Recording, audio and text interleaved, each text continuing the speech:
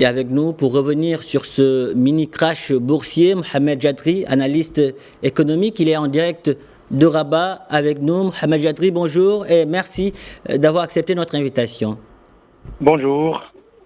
C'est la panique à la bourse. Qu'est-ce qui explique la soudaine récession des marchés financiers ?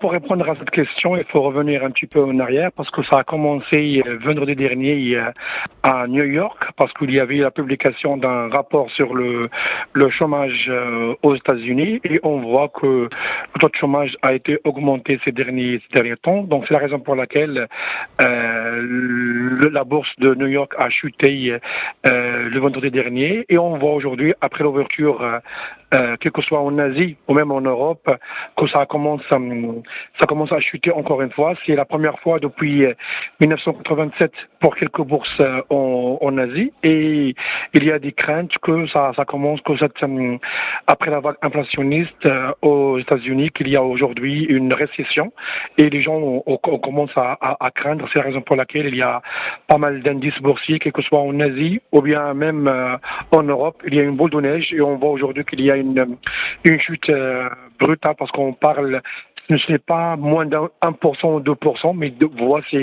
c'est à deux chiffres.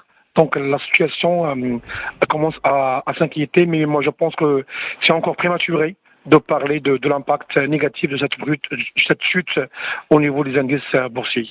Justement, vous l'avez dit, États-Unis, Chine, Japon, Arabie Saoudite, crypto-monnaies, tous affectés. Pourquoi cela a déclenché un tel effet domino ?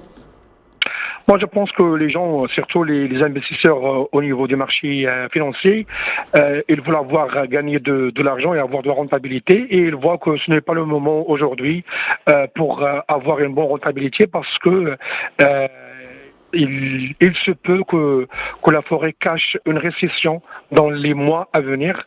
Donc les gens commencent à craindre et ils veulent se débarrasser de pas mal d'actions dans leur portefeuille financier dans les bourses. Et ça commence à faire un effet de domino parce que ça a commencé à New York avant le week-end et aujourd'hui, après l'ouverture, quel que soit au Japon, en Arabie Saoudite, en Malaisie, en Indonésie et même à Paris et à Londres, ça a été un effet de dominant.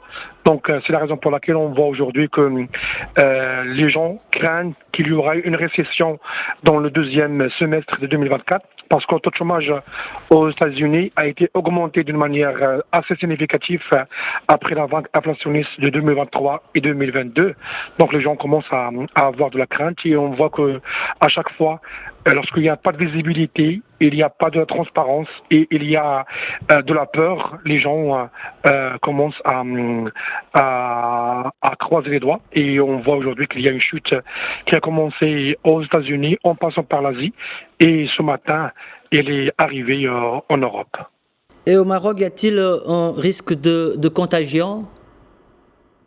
Pour le Maroc ou Pour le Maroc. Non, moi je pense pour le Maroc, il n'aura pas un effet assez significatif parce que déjà la bourse de Casablanca, c'est une petite bourse en comparaison avec les bourses au niveau mondial. Ça, c'est le premier élément. Deuxième élément, c'est la question de la capitalisation. C'est à Casablanca, c'est la plupart des entreprises, ce sont des entreprises marocaines, ce sont de grandes entreprises marocaines. Et moi, je ne pense pas qu'il y aura un impact. Et la preuve qu'en 2008, malgré la crise financière au monde entier, la bourse de Casablanca a été impactée de manière très très très réduite. En tout cas, pour le moment, vous l'avez dit, certains financiers parlent de mini-crash boursier. Pourquoi ce mois d'août appelle-t-il à la prudence ? S'achemine-t-on vers un véritable crash ? Moi, je pense qu'il est encore prématuré de parler d'un crash boursier parce que c'est une réponse à un rapport par rapport au taux de chômage aux États-Unis. Il faut attendre quelques jours pour voir est-ce qu'il y aura encore un effet domino et voir demain après-demain comment les bourses au niveau international vont réagir et encore une fois comment les États-Unis vont répondre à ce mini-crash à travers le rapport de chômage. Et on voit aussi qu'il y a les élections américaine dans quelques mois. Donc il y aura aussi d'autres réponses par rapport au marché d'emploi. Donc il est encore prématuré d'en parler d'un crash boursier, mais il faut attendre, moi je pense, quelques semaines pour avoir les conséquences globales de ce petit crash qui a commencé le vendredi dernier et qui a impacté les bourses au niveau international jusqu'au ce matin. Mohamed Jadri, merci pour toutes ces précisions. Merci d'avoir répondu à nos questions.